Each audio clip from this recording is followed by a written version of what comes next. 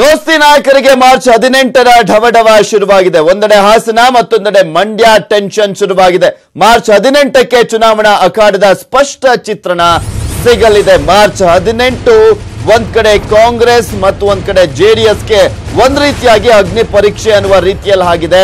ಅದು ಹಾಸನ ಮತ್ತು ಒಂದ್ ಕಡೆ ಮಂಡ್ಯ ಕ್ಷೇತ್ರದ ವಿಚಾರಕ್ಕೆ ಸಂಬಂಧಪಟ್ಟಂತೆ ನೋಡೋದಾದ್ರೆ, ಯಾಕೆಂದ್ರೆ ಅವತ್ತೇ ಅಂದ್ರೆ ಇಲ್ಲಿ ಮಾರ್ಚ್ 18ನೇ ತಾರೀಕು ನಮ್ಮ ನಿರ್ಧಾರವನ್ನ ಪ್ರಕಟಿಸ್ತೀವಿ ಅಂತ ಎ ಮಂಜು ಹಾಗೆ ಸುಮಲತಾ ಹೇಳಿರುವಂತ ಹಿನ್ನೆಲೆಯಲ್ಲಿ ಇದು ಸಾಕಷ್ಟು ಕುತೂಹಲಕ್ಕೆ ಎಡೆ ಮಾಡಿಕೊಟ್ಟಿದೆ. ಬಿಜೆಪಿ ಸೇರ್ಪಡೆ ಬಗ್ಗೆ ಮಾರ್ಚ್ 18ಕ್ಕೆ ಮಂಜು ನಿರ್ಧಾರವನ್ನ ಕೈಗೊಳ್ಳಲಿದ್ದಾರೆ. ಇನ್ನು ಸ್ಪರ್ಧೆ ಬಗ್ಗೆ ಮಾರ್ಚ್ 18ಕ್ಕೆ ಘೋಷಣೆ ಅಂತ ಹೇಳ್ತಾ ಇದ್ದಾರೆ ಸುಮಲತಾ ಅಂಬರೀಶ್. ಮಾರ್ಚ್ 18ರ ಮುಹೂರ್ತದ ಬಗ್ಗೆ ದೋಸ್ತಿಗೆ ಈಗ ತಲೆ ಬಿಸಿ ಶುರುವಾಗಿದೆ.